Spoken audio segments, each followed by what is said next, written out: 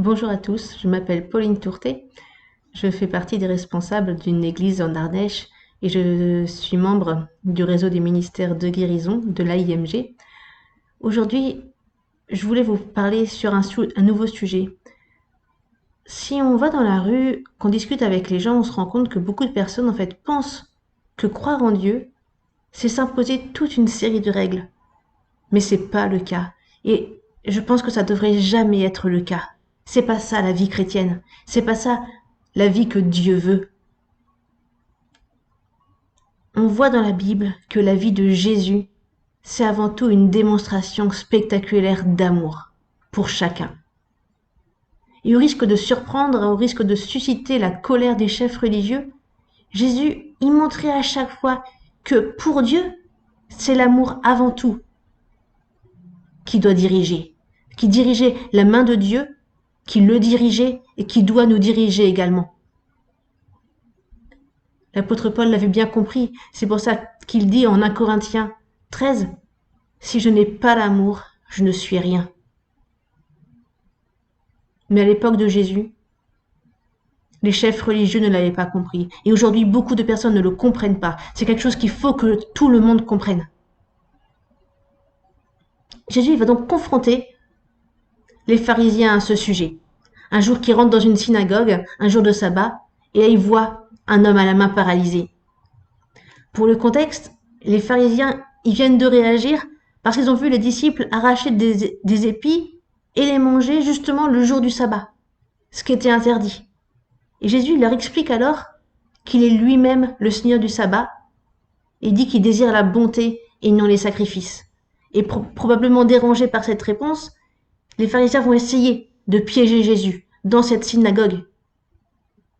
En effet, est-ce que là, Jésus, il va affirmer une nouvelle fois dans ce lieu même, cette fois-ci en présence de nombreux témoins, qu'il n'est pas important de respecter le sabbat, que la loi donnée par Moïse n'est pas importante?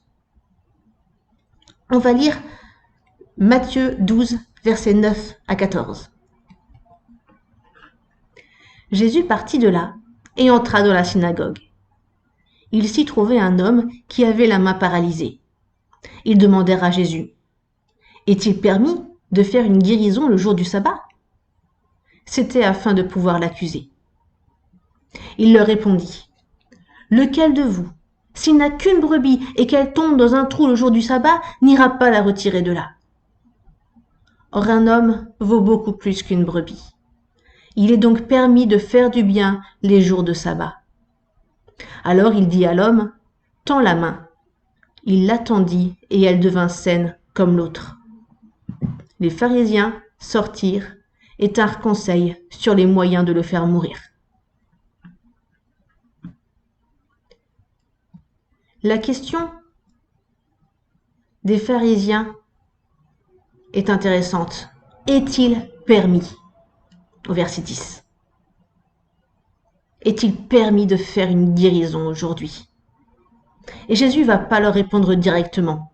Il va plutôt les amener à réfléchir sur leur propre manière de respecter le sabbat. Eux qui se prétendent extrêmement religieux, qui se disent si scrupuleux à respecter toute la loi et qui font attention à ce que tout le monde fasse de même, est-ce que eux-mêmes ne font pas des exceptions quand ça leur semble nécessaire? Jésus veut leur faire comprendre qu'il y a la loi et le sens de la loi. Le bon sens, il existe aussi. C'est pas parce qu'il y a la loi qu'il ne doit plus y avoir de bon sens. La loi, elle seule, n'est rien. C'est l'esprit qu'il y a derrière qui importe. Et c'est ce que Jésus avait tenté de leur expliquer précédemment quand il leur avait dit qu'il désirait la bonté plus que les sacrifices. C'est également ce que le prophète Ésaïe avait tenté de faire comprendre au peuple quand il disait « Le jeûne qui me plaît est celui qui consiste à détacher les liens de la méchanceté, à délier les courroies de toute servitude, à mettre en liberté tous ceux que l'on opprime et à briser toute espèce de joug.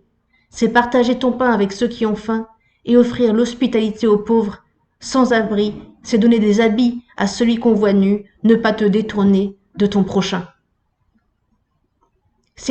Les choses ne sont pas forcément ce que l'on pense. Le jeûne qui consiste normalement à s'abstenir de nourriture, c'est pas ça en soi qui importe.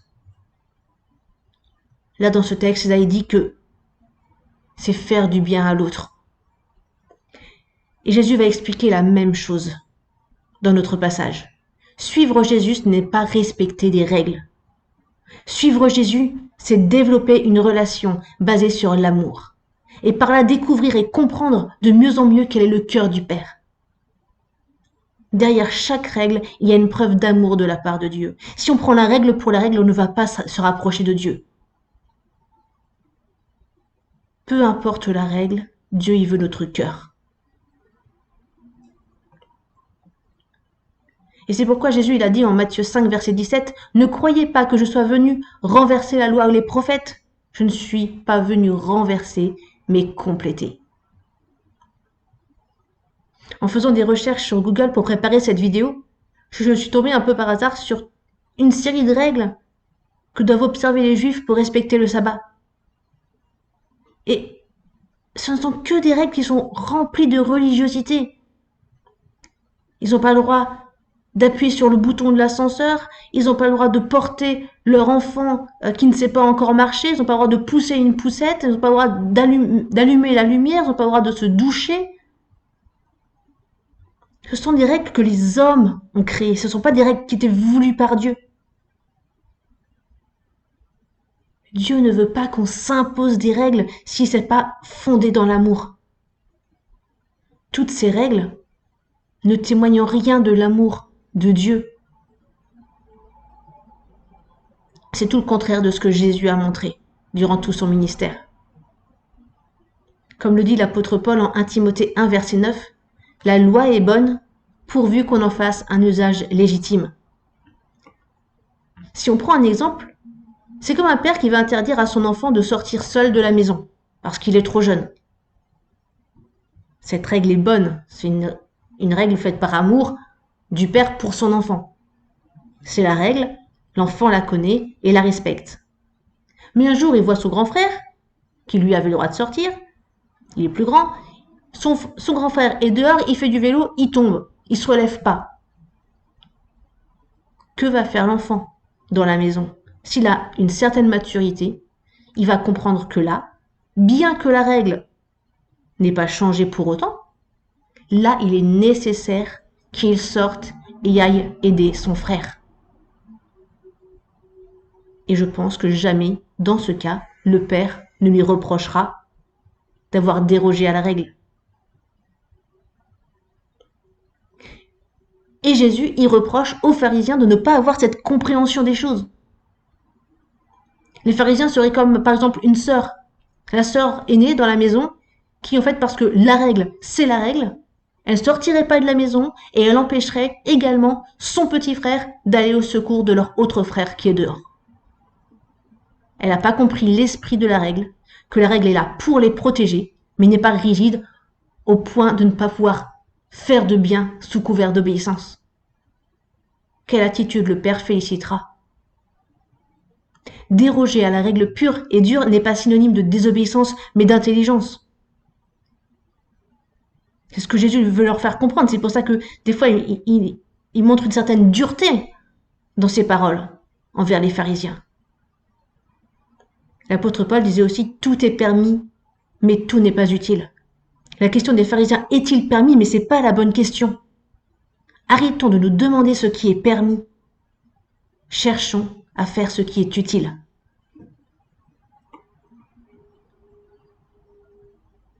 Jésus, au verset 12, il rappelle l'amour de Dieu pour les hommes.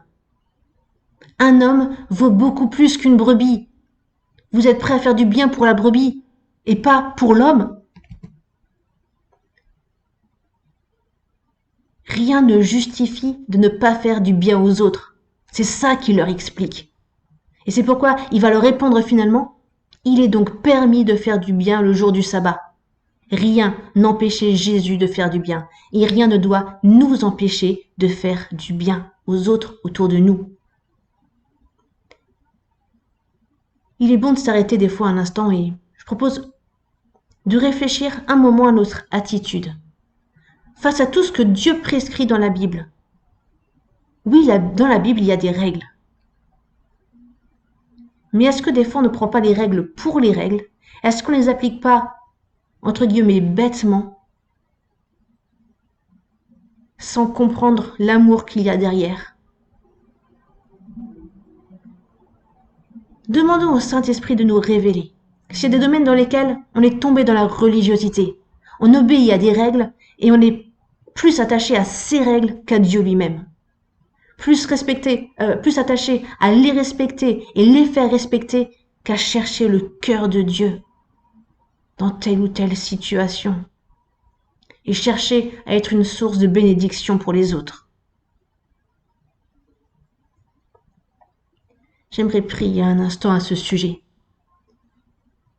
Seigneur Jésus, je te demande pardon pour toutes les fois où j'ai fait passer la règle avant ton cœur, où je n'ai pas saisi les occasions de faire du bien autour de moi, où j'ai trouvé des excuses, peut-être bibliques, pour ne pas agir. Révèle-moi ce qui doit être changé dans ma vie, pour que je puisse davantage être ouverte aux autres et à leurs besoins. Aide-moi à aligner ma vie pour être plus conforme à ta volonté. Que chacun de nous qui regardons cette vidéo, soyons dans cette démarche de te chercher toi avant de chercher à savoir ce qui est permis de faire. Au nom de Jésus. Amen. Au verset 13, comme pour prouver ses dires, Jésus, qu'est-ce qu'il va faire? Il va guérir la main de cet homme. Et toute la vie de Jésus doit nous servir d'exemple. La question que l'on doit se poser au quotidien n'est pas qu'est-ce qui est permis ou non, mais plutôt qu'est-ce que ferait Jésus à ma place? C'est aujourd'hui le jour de la bénédiction. Il n'y a pas d'excuse valable. Dieu veut bénir aujourd'hui. Dieu veut t'utiliser aujourd'hui pour bénir les autres.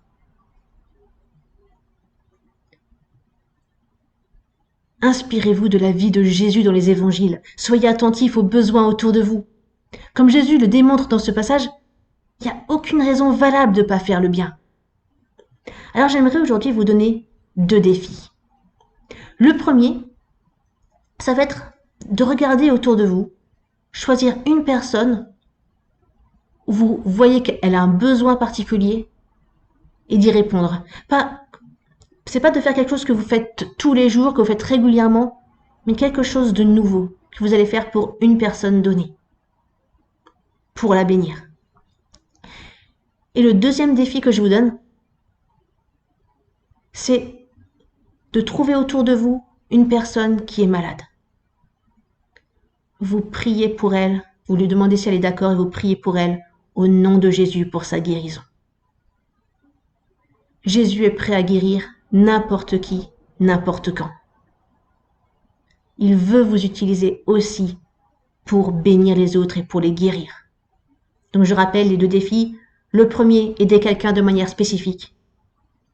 Le deuxième, prier pour la guérison de quelqu'un au nom de Jésus. Jésus va faire le reste. Et comme Jésus est prêt à vous guérir, vous aussi, aujourd'hui, j'aimerais prier pour vous si vous avez un souci de santé. Je vais commencer par toutes les personnes qui ont, en lien avec le texte biblique qu'on a pris aujourd'hui, qui ont un problème de mobilité dans leur corps. Que ce soit une paralysie, que ce soit de l'arthrose qui empêche des mouvements fluides, que ce soit les séquelles de fractures, d'accidents, peu importe. Si vous avez quelque part dans votre corps une articulation, quelque chose qui fonctionne mal, qui a une mauvaise mobilité, mettez maintenant votre main à cet endroit-là. Je vais prier pour vous. Seigneur Jésus, je bénis ce que tu fais. Je veux bénir chacune des personnes qui est là maintenant, face à toi, et qui attend sa guérison. Tu touches chacun. Je prie maintenant pour les paralysies, Je les chasse au nom de Jésus. Je prie, Seigneur, pour que tu restaures toutes les articulations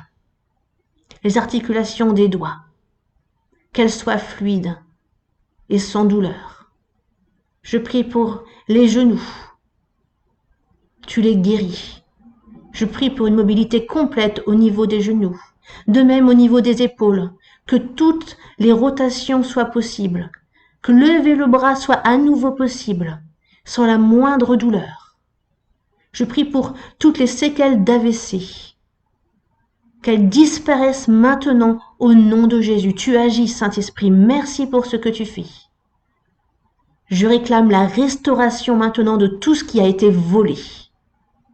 Je déclare maintenant qu'il y a la mobilité complète dans tous les membres, toutes les articulations pour chacun. Je prie pour les coups aussi, pour les nuques, que tous les mouvements de la tête puissent être fluides et sans douleur. Au nom de Jésus, je prie. Amen. J'aimerais aussi prier pour toutes les autres personnes qui ont d'autres soucis de santé.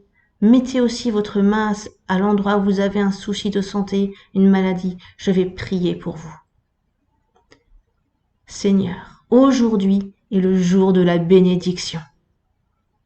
Il n'y a pas de mauvais jour, de mauvais moment pour que tu agisses. Et je prie qu'aujourd'hui, tu agisses dans la vie de toutes ces personnes qui font appel à toi. Tu les guéris, Seigneur. Tu les guéris. Je guéris les tympans maintenant qui ont été lésés, qui ont été abîmés. Je prie qu'ils soient restaurés au nom de Jésus, pour que l'audition soit à nouveau complète, parfaite et nette. Je prie pour les oreilles, pour l'ouïe, que tout soit rétabli et restauré au nom de Jésus.